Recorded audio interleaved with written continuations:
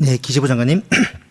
네. 경제부총리로서의 그 최상목 장관님에게 질의하기에 앞서 얼마 전 장관님께서 대통령 권한 대행으로서 하신 일과 관련한 질문을 먼저 하도록 하겠습니다. 좀 불편하실 수 있을 것 같습니다. 하지만 주권자인 국민의 목소리를 대변해야 할 국회의원의 헌법적 의무에 따라 질문하는 것임을 말씀드립니다. 장관님, 국가의 가장 근본이 되는 규범은 무엇입니까? 네, 헌법입니다. 그렇죠. 가장 근본 규범인 헌법은 법질서, 경제질서 등 모든 질서의 기준이 되는 것이죠. 네, 그렇습니다. 일반 시민도 아닌 고위공직자가 국가의 근본 규범인 헌법을 무시하고 지키지 않으면 국가의 법질서, 경제질서는 뿌리채 흔들리고 국가 운영의 불안정성, 불확실성은 극도로 커지게 되겠죠. 아무래도 부정적인 영향이 있겠죠. 국가의 근본 규범인 헌법을 지키지 않거나 헌법을 해석하는 헌법기관인 헌법재판소의 결정을 이행하지 않는 공직자는 공직자로서의 자격이 있습니까? 없습니까? 글쎄 지금 이 질문에 대해서만 답해 주세요.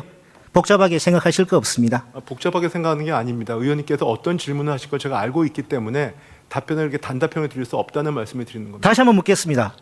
국가의 근본 규범인 헌법을 지키지 않거나 헌법을 해석하는 헌법기관인 헌법재판소의 결정을 이행하지 않는 공직자는 공직자의 자격이 있습니까? 없습니까? 이행해야 됩니다. 없죠. 자격이 없죠. 이행해야 됩니다. 그러니까 그죠? 이행하지 않는 공직자 자격이 없죠. 네, 이행해야 됩니다. 장관님, 근데 왜 헌법 안 지키시고 헌법재판소의 결정도 준수하지 않으셨습니까? 준수하지 않은 게 아닙니다. 준수하려고 노력을 했습니다. 그게 노력한 거라고 지금 강변하고 계시는 겁니까? 저는 헌법 질서가 돌아가기 위해서 두 사람을 임명을 했고요. 그걸 합병에 대해서 우리 주권자 임명하려고 국민들께서 노력을 이해할 수 있다고 생각하십니까? 아니, 제 설명도 들어보셔야 되지 않겠습니까? 됐습니다, 장관님. 장관님은 권한대행 시절 국회가 선출한 헌법재판관을 장기간 임명하지 않는 위헌적이고 불법적인 직무유기로 정치적 불확실성을 정대하고 장기화시켰습니다. 대통령 권한대행을 하실 때 위헌 위법한 행위로 인해서 큰 혼란과 어려움을 겪으신 우리 국민들께 이 자리를 빌려 사과하실 용의 없으십니까? 그렇게 의원님께서 말씀하신 부분에 대해서도 저도 좀 안타깝게 생각합니다. 안타깝기만 하십니까? 제 얘기 좀 들어보시죠. 그 두 사람을 임명하고 나서 국무위원들의 반대가 심했습니다. 근데 국무회의도 헌법기관입니다. 그래서 일단은 헌재 결정이 났을 때 저 따르려고 노력을 했고요. 장관님, 근데 그때 헌재 결정이 헌법재판소의 결정을 다른 국무위원들이 따르지 않아도 된다 그러면 안 따라도 되는 겁니까? 그게 아닙니다. 헌법은 국무회의가 절대 돌아가는 명령입니다. 것도 헌법기관이 돌아가야 되는 것이고요. 됐습니다. 그 당시에는 저 총리하고 대통령의 이미 변론 정의를 끝난 상황입니다. 저도 노력을 했고요. 자, 그러면 사과하실 용의가 없으시다는 거네. 지금도 사과하실 용의 없으십니까? 최대한 노력을 했다는 말씀을 드립니다. 사과하지 않으시네요. 좋습니다. 법적으로 역사적으로 준엄한 심판을 받게 될 것입니다. 자, 장관님, 자영업자 관리에서 질의하겠습니다. 지난 15일 국회 현안 질의에서 존경하는 안도걸 의원님께서 자영업자가 어렵다는 질의를 하셨습니다. 이에 대해서 장관께서는 자영업자 하시는 분들도 결국 구조적인 요인들의 변화에 못 따라간 부분도 있다. 자영업자 분께서 어려운 부분은 경기적인 이유도 있지만 온라인 판매가 늘어난 구조적인 요인도 있다. 재정을 써서 되는 것들이 아니기 때문에 시간이 필요했다라고 답변하신 적 있죠. 답변 시간이 짧아서요. 안도걸 의원님은 재정을 말씀하셨기 때문에 예, 제가 여러 시간 관계상 필요하다는 말씀하신 적 있으시죠? 제가 이 자영업자의 어려움을 모른다 이런 말씀드린 건 아닙니다. 네, 물론 장관님 말씀처럼 소위 디지털 플랫폼이 삶의 곳곳을 차지하면서 자영업 행태에 큰 변화가 있는 것은 사실입니다. 그 과정에서 플랫폼 본사와 자영업자들 간의 갈등도 커지고 있습니다. 장관님, 지금 배달의 민족 본사 앞에서 자영업자들이 농성하고 있는 사실 알고 계십니까? 네, 언론에서 봤습니다. 혹시 며칠째 하고 계신 줄 아십니까? 정확히 모르겠습니다. 무려 77일째입니다. 이분들이 왜 농성하는 줄 알고 계시죠? 네, 알고 있습니다. 네, 배달 수수료 문제, 배보다 배꼽이 더 큰 문제를 해결해 달라는 것입니다. 이 과정에서 장관님 혹시 어떤 역할을 하신 거 있으십니까? 지난번에 이 해결책을 찾기 위해서 공정위가 중심이 되어 있지만 기획재정부도 많은 노력을 했었습니다. 네. 예, 뭐 그 정부가 뭐 이게 중재 나서긴 했는데 네. 법원이 판단하기로는 정부의 의설픈 중재로 문제는 더 어렵게 되었습니다. 24년 7월에 정부 주도로 배달앱 상생 협의체가 출범하고 11월에 수수료 협상이 타결되었으나 배달의 민족은 상생 협의체 출범 직전에 배달 중개 수수료를 6.8에서 9.8%로 인상을 했다가 협상 때 9.8을 7.8로 인하하는 꼼수를 쓰고 배달비도 인상해서 협상 후에 자영업자의 피해가 더 커졌기 때문입니다. 그리고 지금 배달의 민족은 대화에도 나서지 않고 있습니다. 한 자영업자분은 국내 언론에서 이렇게 인터뷰하셨습니다. 그 내용을 온전히 전해드리겠습니다. 자영업자들이 어려운 것은 온라인 판매 때문이 아니라 정부가 플랫폼 자율 규제라는 명목하에 거대 사업자들이 터무니없이 높은 수수료를 방치한 결과이고 그렇지 않아도 어려운 상황에서 비상계엄 사태로 자영업자들이 질서 있게 퇴장하거나 시장 변화에 적응할 시간조차 빼앗겼다. 자영업자들은 특별한 혜택을 요구하는 것이 아니라 단지 공정한 시장 환경 속에서 정상적으로 영업할 수 있는 일상을 원할 뿐이다.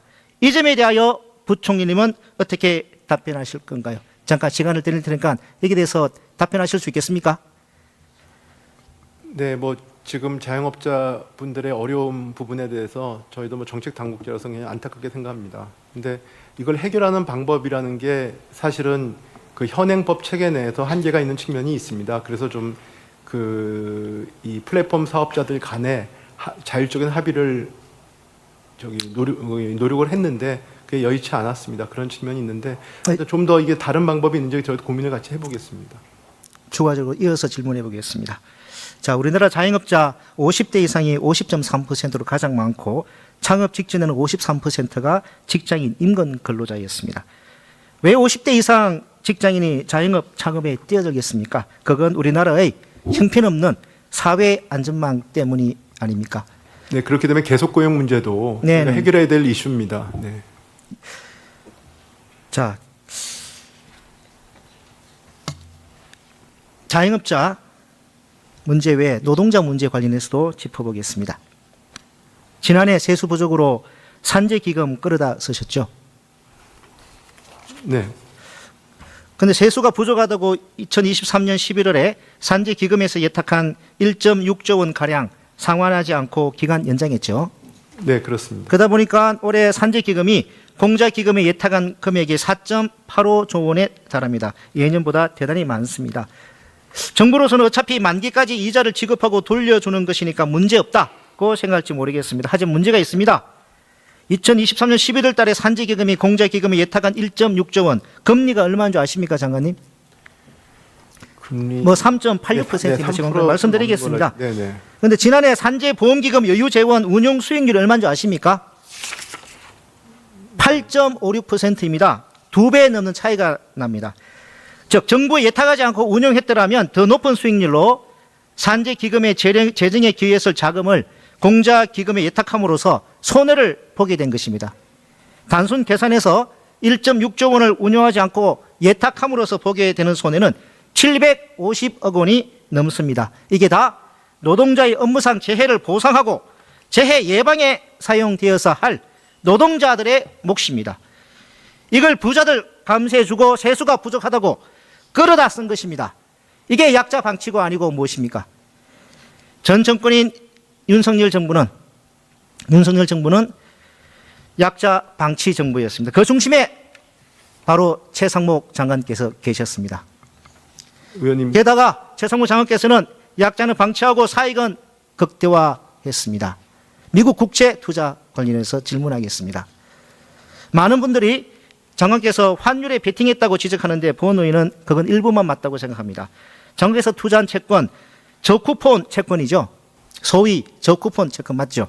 자본이 더 그러니까 채권 가격이 상승하면 차익을 노리기 위해 투자하는 거 맞죠. 알고 계시죠? 30년 만기 국채입니다. 네네. 저쿠폰 채권이잖아요. 지금 채권 매매 차익에는 과세가 되지 않죠, 장관님?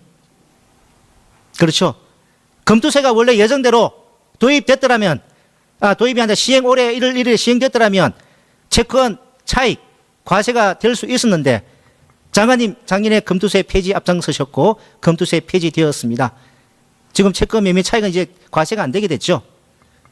뭐 일단 상황은 지금 손해가 났기 때문에 과세 대상은 물론 아닙니다만. 나중에 근데 의원님이 이익이 발생하면은 근데 의원님은 그렇게 연결을 시키신 건 그건 좀 전 부당하다고 생각합니다. 자 그러면 올해 저는 작년에 여태까지 공직을 하면서 공직 윤리에 대해서 그런 식으로 제 사익과 관련된 부분들을 판단하지 않았습니다. 그러면 의원 그렇지 않겠습니까?